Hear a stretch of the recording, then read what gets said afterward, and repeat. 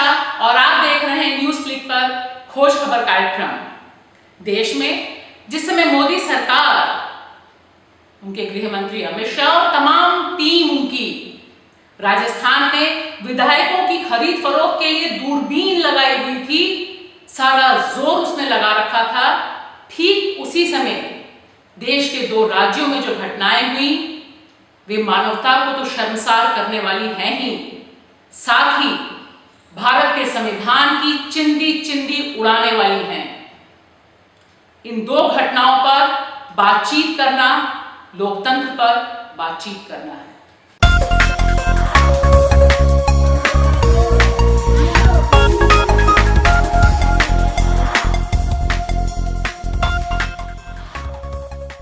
हमारा जो सारा सिस्टम है वह किस तरह से विक्टिम को, पीड़ित को ही अपराधी बनाने पे तुला होता है, इसकी ताजा तरीन मिसालें ये घटनाएं हैं।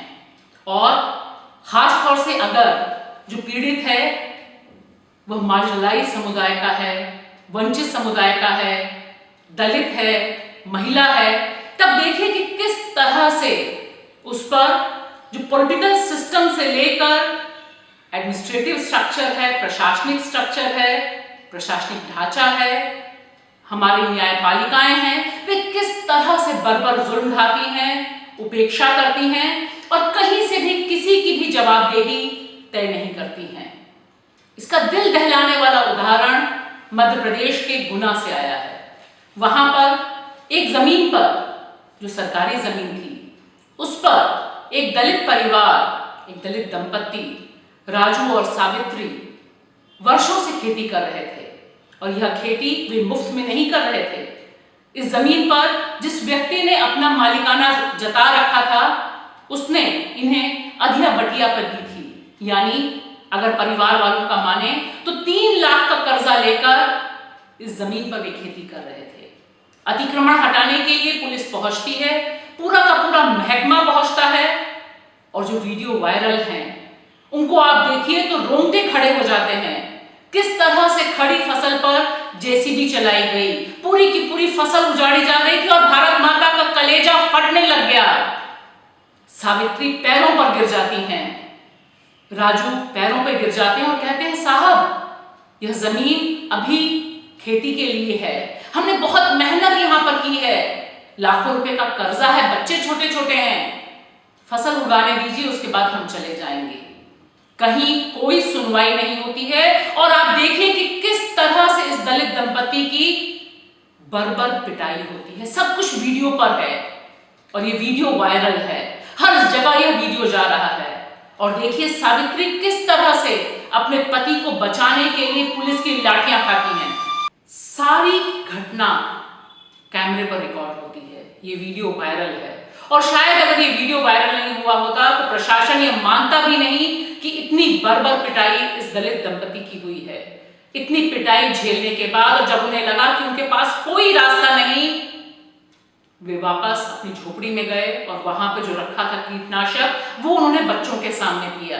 ये दृश्य भी वहां जो मीडिया था उसने कैमरे में कैद किया। सब कुछ चलता रहा, हाई एंड ड्रामा चलता रहा। छटपटा के लोग जमीन पे गिर गए, दोनों दलित दंपत्ति, और प्रशासन उसी तरह से बर्बर, उसी तरह से नृशंस बना रहा। बच्चे माँ बाप को मरा समझकर उनके शरीर से लिपट कर रो रहे हैं। ये है आज के भारत की असली तस्वीर, जहां पर एक दलित दंपत्ति जो बहुत मुश्किल से कर्जा लेकर किसी की भी जमीन हो खेती कर रहा था, कोई अपराध तो नहीं कर रहा था, और उसे मारने का, इतनी बर्बर पिटाई करने का हक आखिर इस पुलिस को किसने दिया। और आप देखिए जो यहाँ के प्रशासनिक अधिकारी हैं, जो डीएम हैं, वो क्या कहते हैं कि हमने वीडियो देखे, हमने फुटेज देखे, लेकिन कोई चीज इस तरह की नहीं दिखाई दी जो बताए कि पुलिस प्रशासन ने अन्यथा काम किया। पुलिस प्रशासन ने तो इस दंपत्ति को बचाया, अगर नहीं बचाया होता तो उनकी कीटनाशक पीकर मौत हो जाती। ये अलग बात है कि जब शिवराज चौहान पे दबाव पड़ा तब उन्होंने एसपी को और इस जिलाधिकारी को वहां से हटाया, लेकिन कार्रवाई कोई नहीं हुई। जो पुलिसकर्मी बर्बर ढंग से मार रहे थे, लात भूसे से मार रहे थे, लाठियों से मार रहे थे, जेसीबी चला रहे थे। जब तक हम आपसे बात कर रहे हैं तब तक उनके खिलाफ कोई कार्रवाई नहीं हुई। किसी का दिल नहीं पसीजा, किसी को याद नहीं आया कि कम से कम कोरोना काल में जो पुलिस अधिकारी गए हुए हैं मास्क लगाकर और जिस तरह से मार रहे हैं और इस समय वो दंपत्ति अस्पताल में भर्ती हैं, उनके भी कुछ हक हैं। उन्हें भी जिंदा रहने का हक है, कमाने का हक है। और अगर यह जमीन किसी ने गलत ढंग से उन्हें लीज पर दी हुई थी तो उसके खिलाफ कार्रवाई करने का भी एक कानूनी प्रावधान है। लेकिन सवाल यह है कि नीचे से लेकर ऊपर तक सारे लोग, सारा सिस्टम मिला हुआ है।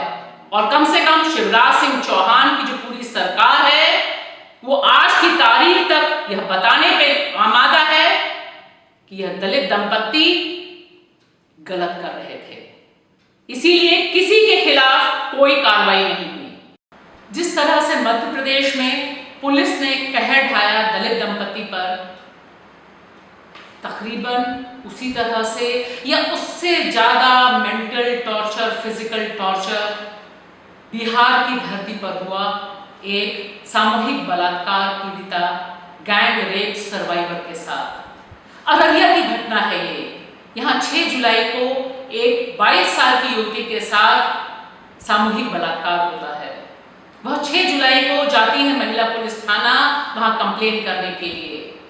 10 जुलाई को उसे बुलाया जाता है मजिस्ट्रेट के सामने अपना बयान देने के लिए। और इन 4 दिनों में उसके ऊपर इतना तगड़ा हमला होता है, मीडिया में उसकी पहचान खोल दी जाती है, तमाम तरह की गंदी अश्लील बातें इस 22 साल की महिला के ऊपर की जाती हैं बेलगाम तरीके से। वह एक महिला संगठन की मदद के साथ पहुंचती है मजिस्ट्रेट के पास अपना बयान दर्ज कराने। पूरी तरह से डरी हुई, भीषण तनाव में यह महिला है। यह अपील करती है मजिस्ट्रेट के पास कि जो बयान लिखाया जा रहा है वह पढ़ा जाए जब वो 2 संगठन के जो लोग हैं वह मौजूद हों।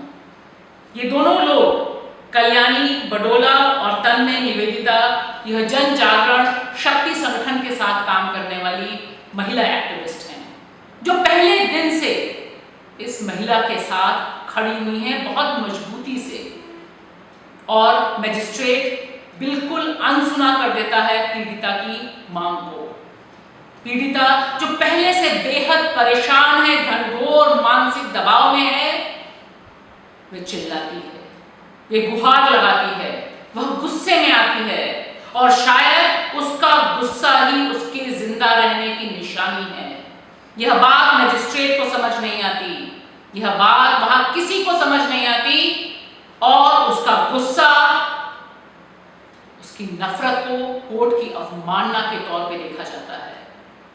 और आजाद भारत में यह अदालत इस गैंग रेप सर्वाइवर को जेल भेज देती है और उनके साथ इन दोनों महिला एक्टिविस्ट को भी जेल भेज देती है कंटेम्प्ट ऑफ कोर्ट, अदालत की अवमानना के आरोप में।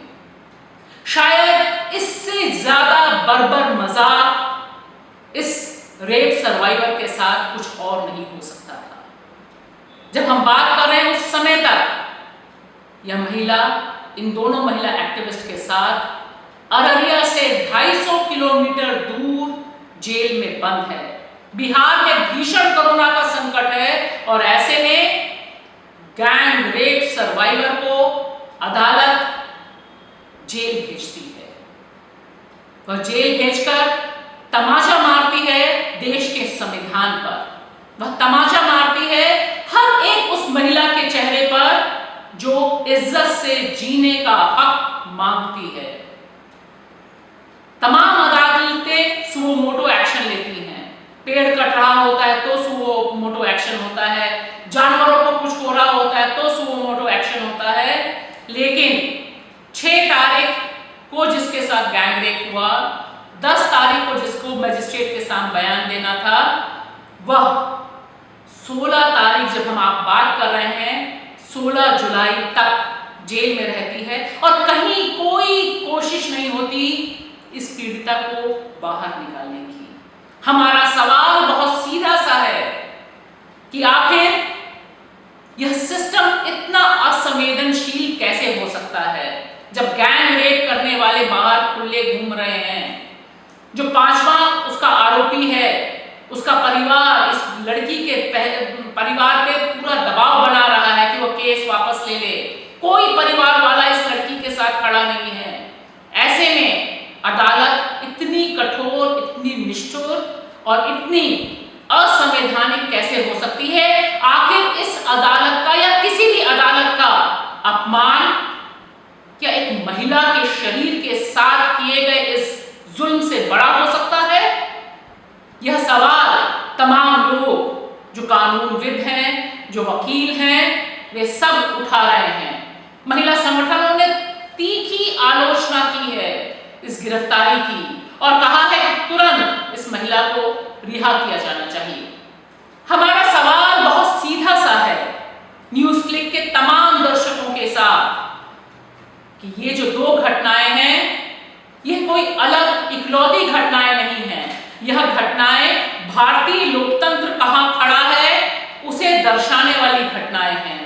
भारतीय लोकतंत्र तब खबरों में आता है जब खरीद फरोख्त होती है। एक सरकार गिराने के बाद दूसरी सरकार गिराने की पूरी कवायद होती है और मीडिया सहित तमाम जगहों पर इसका जबरदस्त चर्चा होता है। आज की तारीख में जहां हॉर्स ट्रेडिंग ही राजनीति का पर्याय बन चुका है, जहां दलितों और वंचितों के हकों की जो बंटवारी हो रही है उस पर कोई ध्यान नहीं दिया जा रहा, ऐसे में बहुत जरूरी है सही सवाल को सही परिप्रेक्ष्य में उठाना। आपकी मदद से हम ये काम लगातार करते रहते हैं। उम्मीद है कि सच को जिंदा रखने की हमारी जो कोशिश है यह आपके सहयोग के साथ ऐसे ही बनी रहेगी। देखिए, लाइक करिए, ज्यादा से ज्यादा लोगों तक पहुंचाइए खोज खबर न्यूज़ क्लिक। शुक्रिया।